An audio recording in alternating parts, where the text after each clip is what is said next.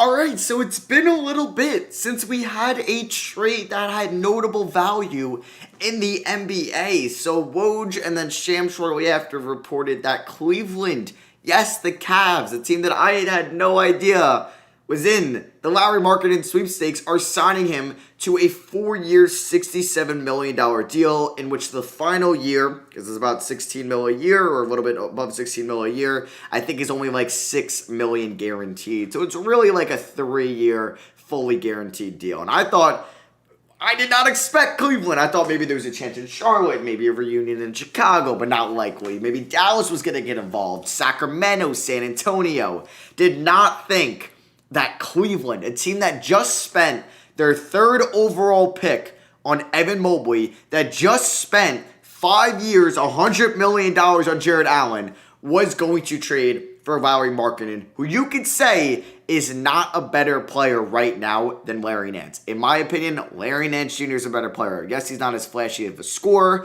He's not as young, even though Larry Nance is still fairly young. But Larry Nance, I think, could be better used as a spot-up shooter. I know. Obviously, you trust kind of Markkanen shot a little bit more. It's a little bit more flashy. It's been there a little longer.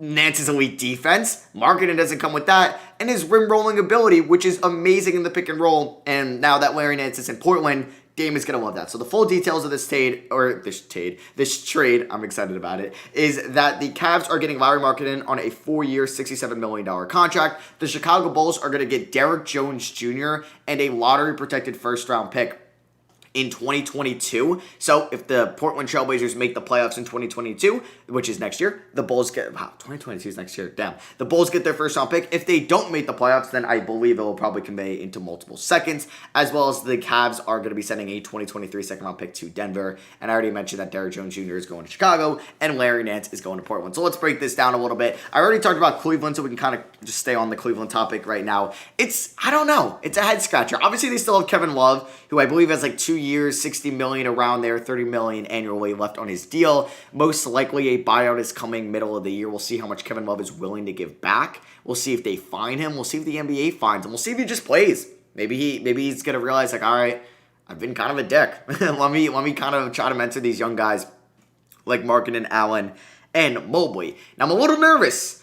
This better not mean Evan Mobley's coming off the bench, because you just invested $100 million into Jared Allen. He's 100% starting at the 5. No doubt about that. He's not getting moved. No. He's their guy right now.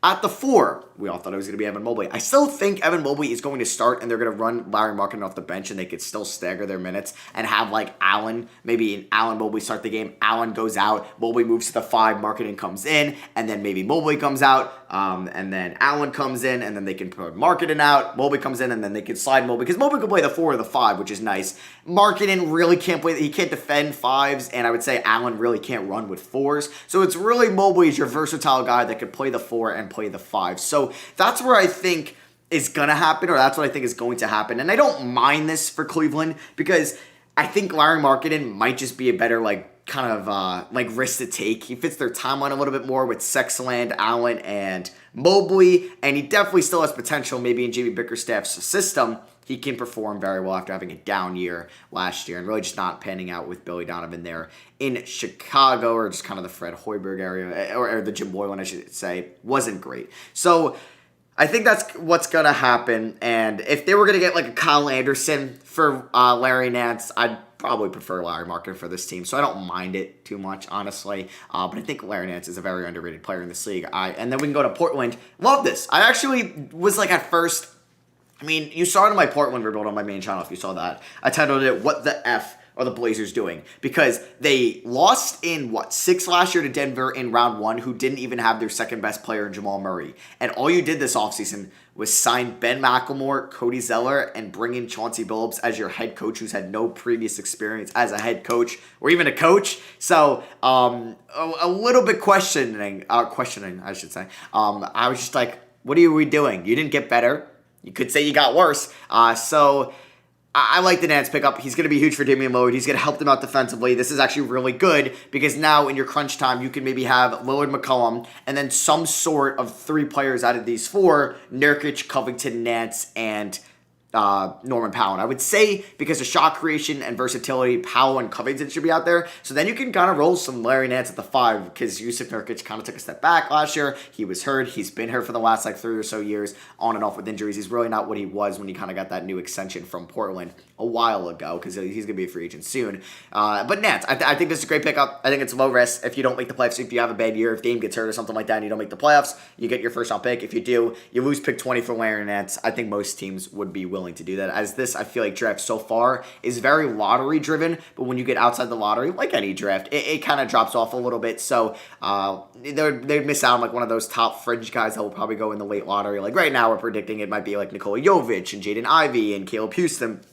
They'll probably miss out on one of those guys. So like at 18, 19, 20, wherever they end up, I don't think they're going to cry losing out on like a Keontae Johnson or a Damian Collins or somebody like that, or a Benedict Mathurin. So I like this for Portland probably the most out of any one of these teams, as I also like this a lot for Chicago as well because you weren't bringing back Lauri Markkanen. That was pretty proven. He was one of the bigger actually at the time, he was the biggest piece most likely coming over in that Jimmy Butler trade, but then Zach LaVine broke out, and he's obviously the clear stud from that deal. Chris Dunn didn't work out. Lauri Markkanen didn't work out. So it's really just Zach LaVine over from that trade, which is fine because Zach LaVine has blossomed into a all-star caliber player in this league and is going to earn a lot of money on his next contract at the end of the year.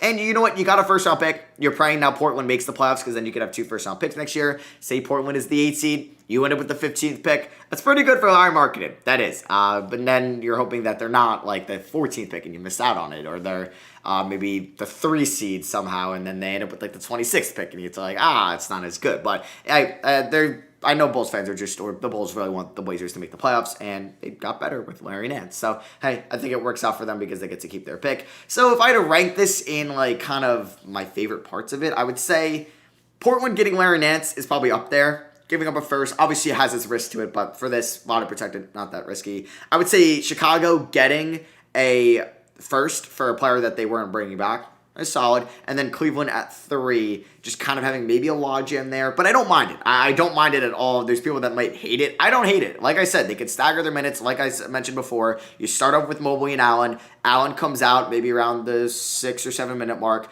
in the first quarter, plays around 5, 6, 7 minutes to start the game. Maybe more like 7 minutes. You move Mobley to the 5 because you can do that. You bring Markkanen in. And then when Mobley gets tired, you bring Allen back in. You put him at the 5. And then when Markkanen gets tired, you just bring Mobley back in. Put him at the 4. You can do that. Kevin Love most likely gone, and we'll see kind of what they end up doing going forward. If you guys want to give me your opinions, let me know down below. What do you think about this trade? I doubt this is the last big trade because this isn't a big trade, but this is a middle tier trade because Larry Nance, Lauri Markkanen, and a first round pick, those are some big assets being thrown around, but nothing crazy, right? Like we're not talking about a Ben Simmons, but like I was gonna say, I think there's this isn't the last trade we're gonna see. I believe there will be a Ben Simmons. I don't think of Bradley Beal. They're going to definitely start the season with Beal and Dinwiddie 100%, and this looks like the Blazers are not making a move. So honestly, I don't know actually. Is Ben Simmons going to get traded? I do have a trading Ben Simmons rebuild out on Sunday. I have no idea. Because it seems like the Blazers are not trading Lillard or McCollum. They want to go with this team. Or maybe they would do... No, I think they're going with this team. I don't think the Wizards are moving Beal. I think they would rather be in the market going after like a Pascal Siakam than unloading Beal.